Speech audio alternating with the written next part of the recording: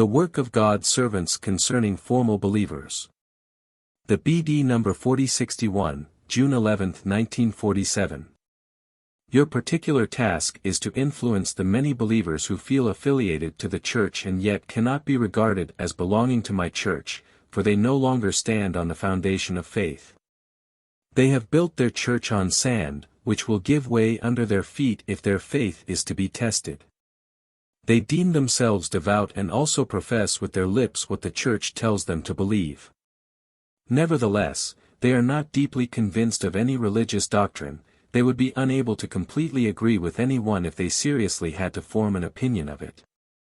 And this conventional faith, which was merely accepted and will not be abandoned for the sake of the outside world, is almost worse than unbelief, for an unbelieving person can be provided with explanations in form of discussions, even disputes, whereas the former offers little opportunity of informing him because he will only profess everything again with his lips and yet is far removed from becoming a convinced representative of that which he acknowledges with his mouth.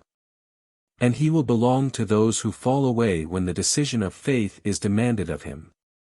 For only then will he give his opinion about controversial issues and, not having any knowledge and consequently no realization of the significance and value of a true faith, he will totally ignorantly relinquish that which is most valuable, the faith in me as Creator of heaven and earth, the faith in Jesus Christ as Redeemer of the world, and the faith in the continuation of life after death, which would motivate him to live an appropriately responsible life on earth, which he owes to me as Father and Judge of eternity.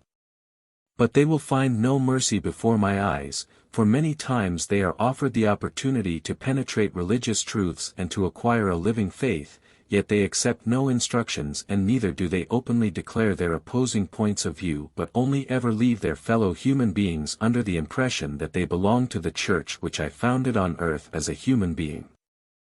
I summed up the faithful congregation with the word, my church, and will only ever consider those people as belonging to my church who call a living faith their own, for my church is not a worldly organization, it cannot be externally recognized but is merely the union of believing people on earth. It is my congregation which, although it is small, is extremely dear to me. The formal believers, however, stand outside the circuit of my flow of love. Nevertheless, they can join my congregation at any time when that which they believe themselves to be has become reality, when they own a living faith and are very happy with possessing it. And a sign of a living faith is the fact that they gladly speak about divine matters, that they look for and enthusiastically hold spiritual conversations, and that they provide clarifications where their fellow human beings are still in the dark. For once someone belongs to my church, he will also appreciate my treasures. He will know about the significance of the time and the approaching end. He will remain loyal to my church, for there is nothing left on earth that would be desirable for him.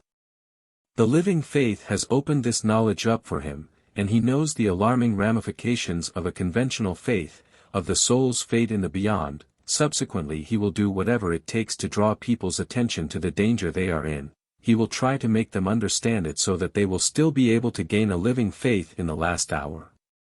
But whether it is successful entirely depends on the human being's will, the freedom of which shall not be curtailed if the soul is to ascend.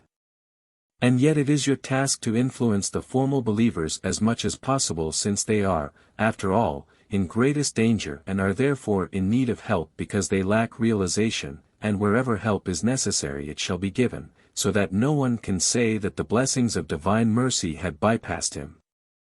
I want to help all people, but whether my help is accepted is determined by people themselves, and I let them keep their freedom.